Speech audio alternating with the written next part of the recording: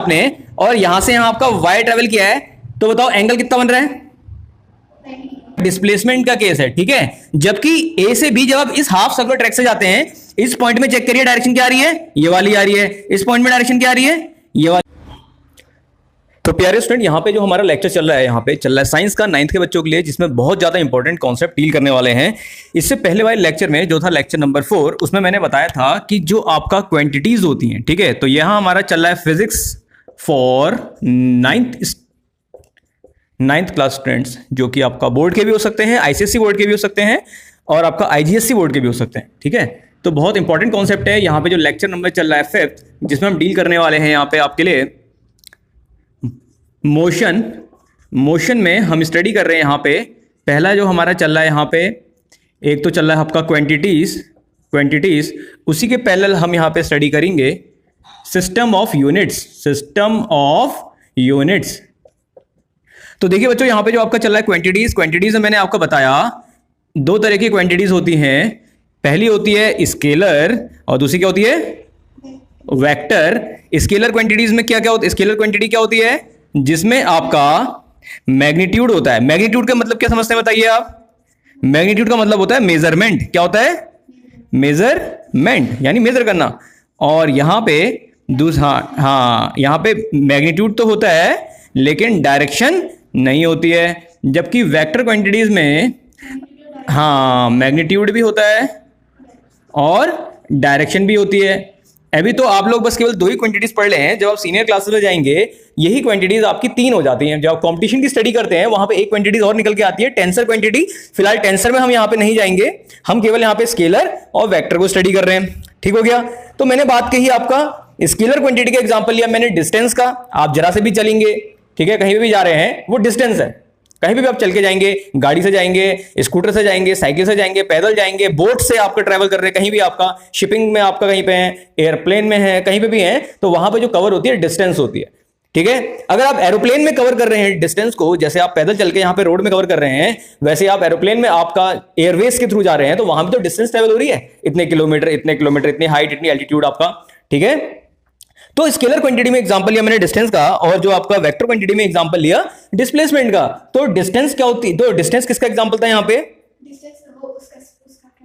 Scalar quantity का। ठीक है? आप ए, ये आपका पॉइंट दिया हुआ है ए, आप ए से बी गए, ठीक है, ए से बी गए, आप सीधे भी जा सकते हैं, आप टेढ़े मेढ़े भी जा सकते हैं घूमते हुए, ठीक है, आप ऐसे भी जा सकते हैं, आप ऐसे भी जा सकते हैं। ठीक है? इसको थोड़ा मैं आपका यहां पे रब कर लेता हूं आपको समझाने के लिए, वरना आपको समझ में नहीं आएगा।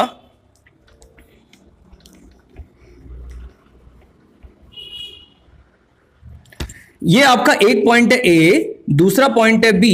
ठीक है? एक तो तरीका है आप सीधे भी जा सकते हैं, एक तरीका है भाई आप नाचते गाते हिलते उलते यहां से घूमते हुए जा रहे हैं आपका, एक तरीका है आप ऐसे एक सर्कुलर टर्न में होते हुए जा रहे हैं यहां से।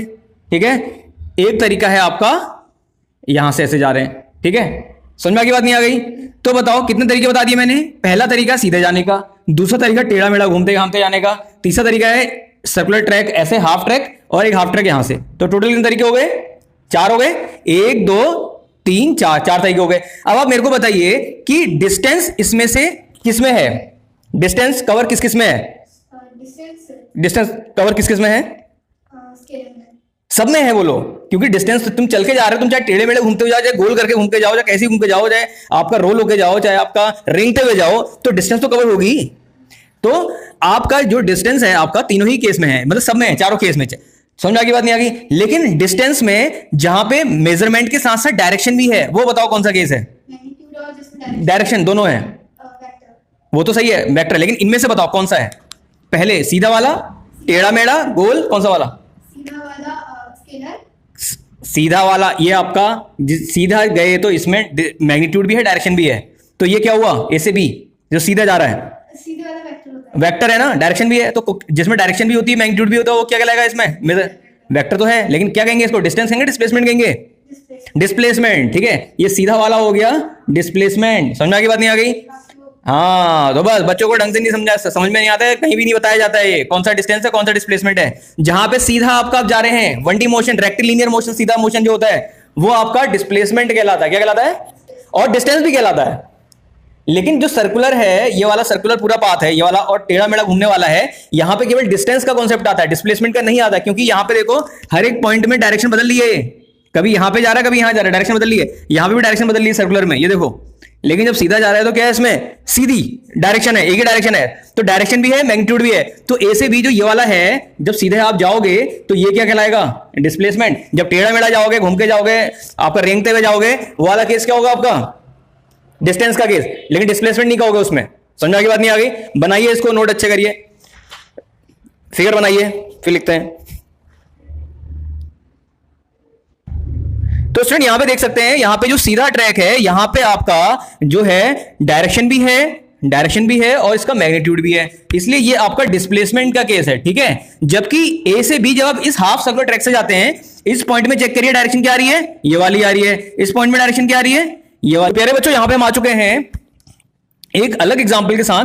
यहां पे सपोज यहां पे निकिता रहती है सपोज, ठीक है, मैं नहीं जानता हूं कहां रहती है, ठीक है। यहां पे देखो आपका अंबा विहार, ठीक है, तो कहां है, अंबा विहार, ठीक है। और मैं यहां पे सपोज यहां पे पढ़ाता हूं आपका, ठीक है।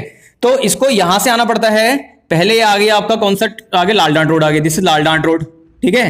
फिर लाल डांट रोड से आपका ये टर्न लेके यहां पे कॉलोनी आ गई, भट्ट कॉलोनी की साइड आपका, ठीक है। तो देखो यहां पे पहले यहां से आई आपका, हाँ अभी यही बताना आपका, ठीक है। यहां से ट्रेवल किया, ठीक है, यहां से यहां तक, और फिर यहां पे मैं पढ़ा रहा हूं, ये आपका भट्ट कॉलोनी होगी सपोज, ठीक है, दिस भट्ट कॉलोनी फेज 1। तो यहां से जब ट्रेवल किया आपने, यहां से आप चल के आए, अब स्कूटी तो बनाऊंगा नहीं, साइकिल बनाया था, ठीक है। यहां पे साइकिल बना दी सपोज, साइकिल में आप पे आए, ठीक है। तो यहां पे आए, ये चला के आए, तो पहले यहां से आए फिर यहां से आए, ठीक है।